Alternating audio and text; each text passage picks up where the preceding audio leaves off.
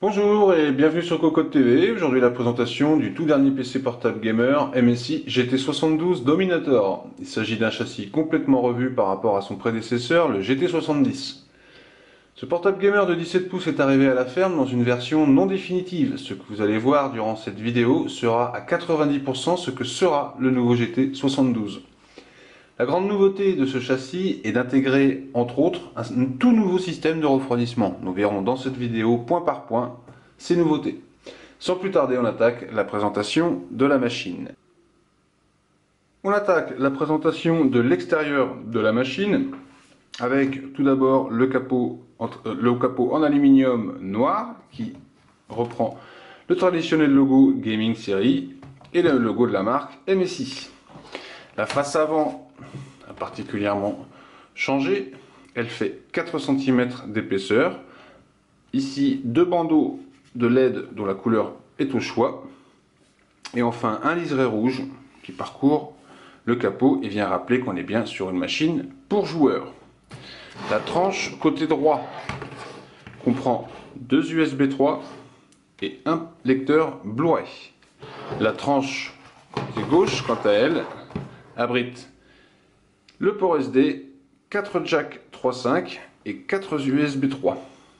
De quoi faire donc, ça nous porte à 6 USB 3 au total.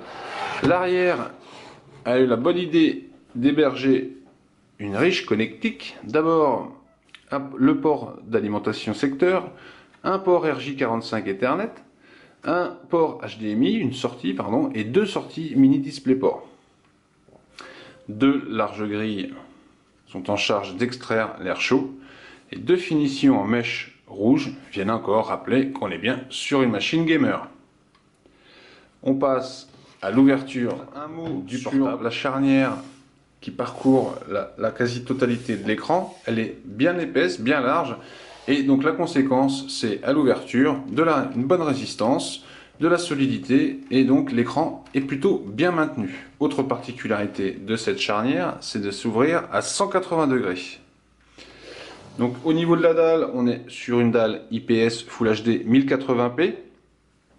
L'intérêt de l'IPS, c'est des meilleurs angles de vision, une meilleure luminosité et des couleurs un peu plus intenses. Donc pour du gaming, c'est toujours intéressant. Autre nouveauté importante de ce châssis, le PAMRest, qui, comme vous pouvez le voir, a quand même pas mal changé. Tout d'abord, ici, une grille qui parcourt la quasi-totalité permet au son de sortir, mais surtout à de l'air frais d'entrer directement sur les composants. Donc, dans ce châssis, on a de l'air frais qui rentre par le dessous et de l'air frais qui rentre par le dessus, à la manière du GS60, testé récemment sur Cocotland. Autre nouveauté, les 5 boutons ici, dont le premier permet la mise sous tension de l'ordinateur, le bouton d'allumage ou d'extinction du GPU pour limiter la consommation de batterie, le bouton qui permet d'augmenter la ventilation à 100%, un bouton multimédia et un autre d'allumage et d'extinction du clavier rétroéclairé. Ce clavier rétroéclairé est de signé SteelSeries, on le connaît déjà à la ferme, il apporte satisfaction. Comme vous pouvez le voir, le châssis est rigide et la frappe plutôt agréable. Enfin, on attaque la dernière partie de ce palmarès, c'est-à-dire le détourage ici en caoutchouc, en plastique doux, donc très agréable au contact pour les poignets, qui devrait apporter de l'ergonomie pour les longues heures de jeu. Il héberge le trackpad qui est fondu dans la masse ici, comme vous pouvez le voir, et simplement délimité par un liseré blanc. Enfin, les clics droit et clics gauche, en plastique dans notre version, mais probablement en aluminium dans la version définitive, qui répondent bien et qui sont plutôt agréables. Voilà ce qu'on peut dire sur la présentation de ce palmarès. On attaque l'intérieur de la bestiole avec un démontage du capot arrière.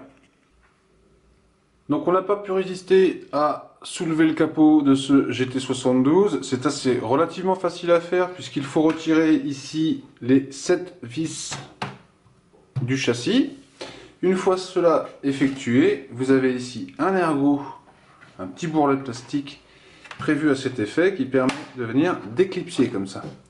Une fois que vous avez déclipsé cette partie avec une carte de crédit ou autre du même style, téléphonique, vous venez gentiment déclipser. Il faut y aller avec un peu de douceur et vous voyez, ça vient relativement bien. Ensuite, le capot vient tout seul. Donc, un dernier mot sur ce capot avec donc cette présence de mèches rouges, ces larges ouvertures.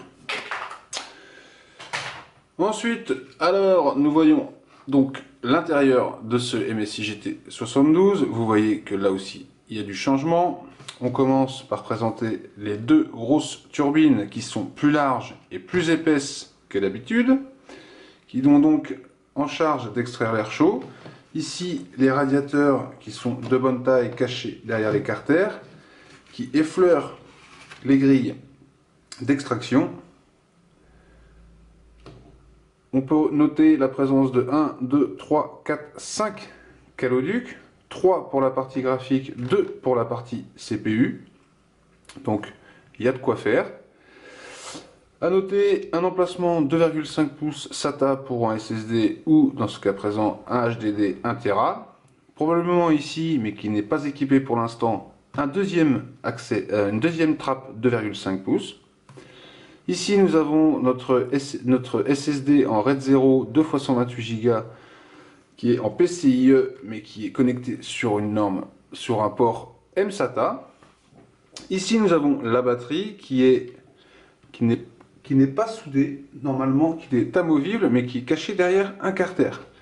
Le boomer d'InAudio donc qui va apporter des graves dans le son et les deux slots SDRAM ici donc pour la RAM. Donc voilà ce qu'on pouvait dire à peu près sur l'intérieur de ce GT72. Donc la grosse nouveauté, on le rappelle, c'est ces deux importants ventilateurs qui sont relativement épais. Je ne sais pas si vous pouvez vous en rendre compte, mais c'est entre autres eux les responsables de la très bonne tenue de la machine dans le refroidissement.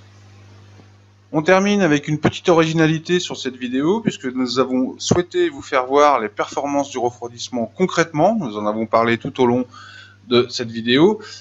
Et donc, il était temps de voir concrètement ce que ça donne. Donc, nous avons utilisé le logiciel OCCT et Combustor, deux spécialistes du burn de CPU et de GPU. Et plutôt que de les utiliser l'un après l'autre, comme on fait d'habitude sur nos tests, nous les avons utilisés combinés. Autant vous dire que d'habitude sur un portable normal, on va dire, les résultats auraient été catastrophiques. Là, vous pouvez observer qu'avec les 4 cœurs actifs, le CPU se maintient entre 60 et 67 degrés observés au maximum. Quant au GPU, lui, il se maintient complètement à 66 degrés, c'est complètement maîtrisé. Donc c'est des valeurs qui sont particulièrement bonnes, qui sont même un petit peu nouvelles sur un laptop. On peut dire clairement qu'elles ressemblent à des valeurs de PC fixe.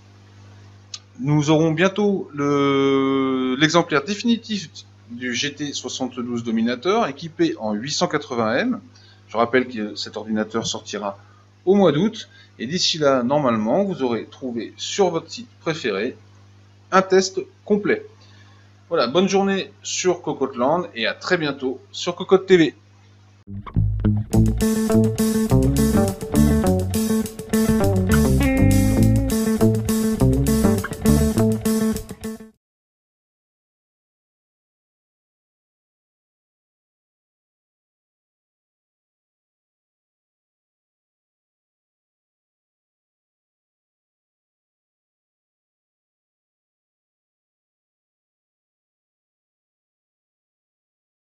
Refroidissement.